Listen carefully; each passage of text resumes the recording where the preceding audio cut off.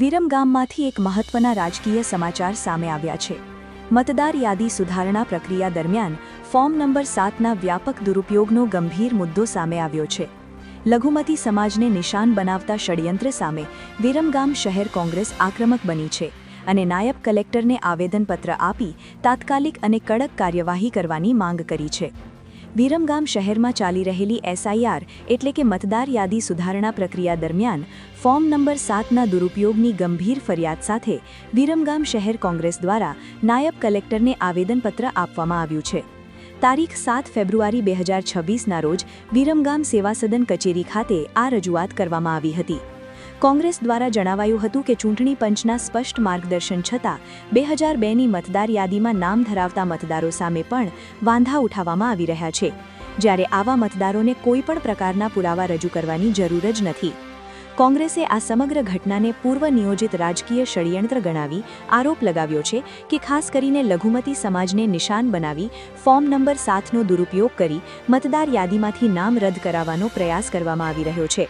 આવા કૃત્યો ભારતના સંવિધાન તેમજ ભારતીય ન્યાય સંહિતા BNS 2023 હેઠળ ગંભીર ગુનાની શ્રેણીમાં આવે છે તેમ પણ રજૂઆતમાં સ્પષ્ટ કરવામાં આવ્યું હતું। રજૂઆતમાં વધુમાં જણાવાયું હતું કે ખોટી રીતે ફોર્મ નંબર 7 ભરી મતદાર યાદીમાંથી નામ કમી કરાવનાર તત્વો સામે કાયદેસરની કાર્યવાહી સાથે પોલીસ ફરિયાદ નોંધાવવી અત્યંત જરૂરી છે। આવી પ્રવૃત્તિઓ લોકશાહી વ્યવસ્થા, ચૂંટણી પ્રક્રિયા અને નાગરિકોના મતાધિકાર પર સીધો પ્રહાર હોવાનું કોંગ્રેસે જણાવ્યું છે। વિરમગામ શહેરમાં લઘુમતી સમાજના મતદારોને ખોટી રીતે હેરાન કરવામાં આવતા હોવાના આક્ષેપોને પગલે સમાજમાં ભારે રોષ જોવા મળી રહ્યો છે। કોંગ્રેસે ચેતવણી આપી છે કે જો સમયસર કાર્યવાહી નહીં થાય તો આ મુદ્દો વધુ ઉગ્ર સ્વરૂપ ધારણ કરી શકે છે। આ સમગ્ર પ્રસંગે વિરમગામ શહેર કોંગ્રેસના હોદ્દેદારો સાથે લઘુમતી સમાજના આગેવાનો, વેપારીઓ અને વકીલો મોટી સંખ્યામાં ઉપસ્થિત રહ્યા હતા। હવે જોવાનું રહેશે કે તંત્ર દ્વારા આ મામલે કેટલી ઝડપથી અને કેટલી કડક કાર્યવાહી કરવામાં આવે છે। Bureau report, Munna Vora, Viramgam.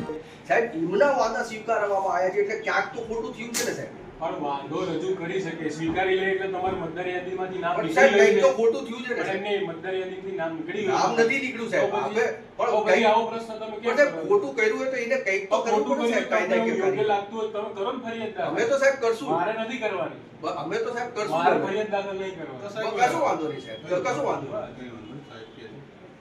7 નંબરનું ફોર્મ સાહેબ કોઈ રજૂ કર્યું, અમને ખ્યાલ નથી, તો કે રજૂ કર્યું તો એને જે વાંધો લીધો કે આ એનો નાગરિક નથી તો એને કંઈક તો પુરાવા એને આપ્યા છે। પણ અમે પ્રોસેસ એક તો કરીએ છીએ, તમારા ઘરે આયા બીએલઓ નહીં આયા છે તો પછી શું પ્રશ્ન છે? હવે પણ સાહેબ અમારા પાસે આવી ગયા, અમે પુરાવા સબમિટ કરી દીધા, 2002 વાળા બી સબમિટ કરી દીધા સાહેબ।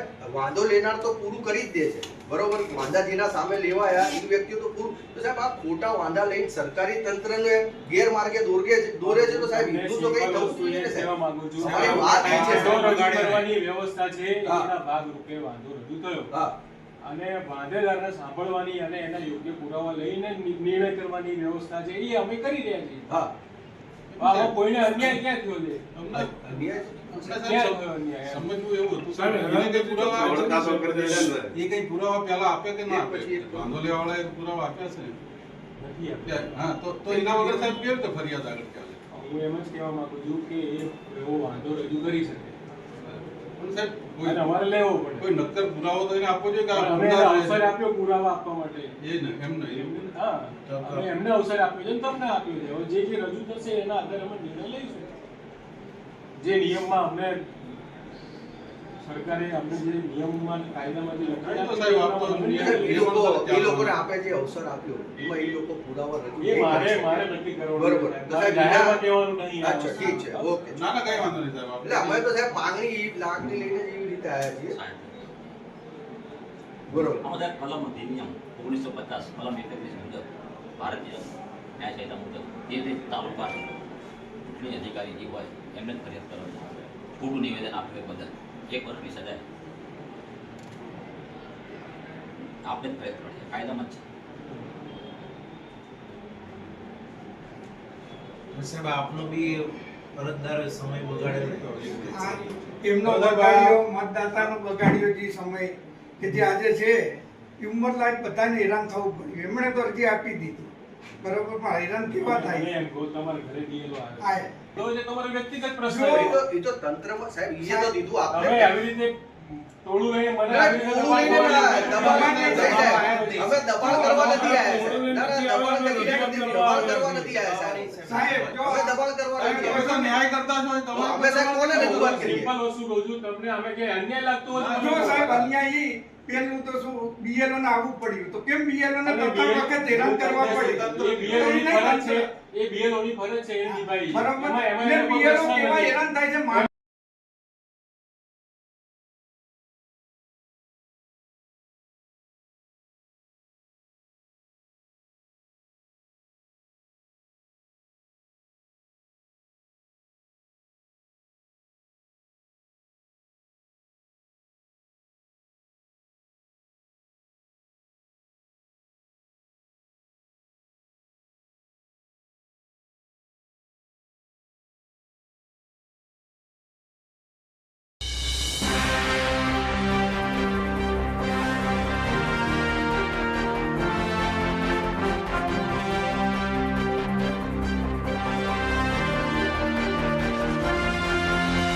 જે ફોર્મ નંબર 7 ની જે રજૂઆત છે શું છે અને કેટલા લોકો આવ્યા છે?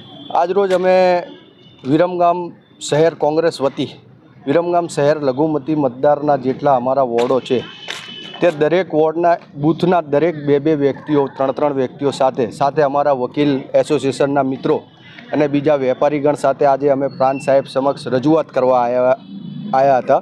અમારી રજૂઆત એવી હતી કે જે નમૂના 7માં વાંધા અરજીઓ સ્વીકારવામાં આવી એ બાબતનું અમે ધ્યાન દોર્યું કે જે લોકોના નામ રાજ્ય ચૂંટણી પંચનું એક નિયમ હતો. જ્યારે SIRની પ્રક્રિયા ચાલુ થઈ ત્યારે રાજ્ય ચૂંટણી પંચે એક નિયમ બનાવ્યો હતો કે ભાઈ 2002ની મતદાર યાદીમાં જેનું નામ હોય તે વ્યક્તિ પાસેથી કોઈપણ જાતના પુરાવા લેવા નહીં. તો તે વ્યક્તિઓના નામ પણ નમૂના 7માં વાંધા અરજીમાં આવ્યા છે. એટલે આ ફલિત થાય છે કે આ એક રાજકીય પાર્ટી દ્વારા હવે લઘુમતી સમાજને હેરાન કરવાની આ કાર્યવાહી કરવામાં આવી છે. એટલે એ બાબતનો ઉગ્ર રોષ આખા લઘુમતી સમાજમાં હતો. એની વાચા લઈને એ વ્યક્ત કરવા માટે અમે પ્રાંત સાહેબ સમક્ષ આવ્યા હતા. અમારી માંગણી એવી હતી કે સાહેબ આજે અમે RTI થ્રુ માહિતી માંગી, એક આવેદનપત્ર આપ્યું. RTIમાં એ 2002ના અમે સ્પેસિફિક 2002ના મતદારોને જ લીધા છે કે જે લોકો 2002ની મતદાર યાદીમાં હતા અને એમના નામના સામે વાંધા લેવામાં આવ્યા એવા વ્યક્તિઓ થ્રુ અમે RTI કરી છે. એ વ્યક્તિઓએ RTI કરી છે અને આ સાથે વાંધા લીધેલા છે. અમને તંત્ર તરફથી પ્રાંત સાહેબ તરફથી મુખ્ય ચૂંટણી અધિકારી જે આપણા વિરમગામ વિધાનસભાના છે એમના તરફથી એવું કહેવામાં આવ્યું છે કે ભાઈ અવસર આપવામાં આવ્યો હતો. એટલે સાહેબ આ અવસરના અંદર અમે તો લઘુમતી સમાજે ઘણી હેરાનગતિ ભોગવેલી છે. એવી રીતે આ લોકોને અવસર પુરાવા એમના એકત્રિત કરવાનો આ વાંધા રજૂ કરનાર પાસેને પણ અવસર આપવામાં આવ્યો છે. તો અમારી માંગણી અમે એવી કરી છે કે તમે સાહેબ આ અવસરમાં એ લોકો જે વાંધા જેમણે લીધા છે એ લોકો વાંધા લેનારના મતદાર રજૂ કરે અને જો પુરાવા રજૂ ના કરી શકતા હોય તો તેમના વિરુદ્ધ કાયદેસરની કાર્યવાહી કરે અને જે કાયદા પ્રમાણે પ્રાંત સાહેબને મુખ્ય ચૂંટણી અધિકારી વિધાનસભાના મુખ્ય ચૂંટણી અધિકારીને કરવામાં આવે છે. એટલે સાહેબનું એવું કહેવું હતું કે મને યોગ્ય લાગશે એ પ્રમાણે હું કાર્યવાહી કરીશ. તો અમે રાહ જોશું, શહેર કોંગ્રેસ રાહ જોશે કે લઘુમતી સમાજ રાહ જોશે આ બાબતની કે મામલતદાર પ્રાંત સાહેબ કેવી કાર્યવાહી કરે છે.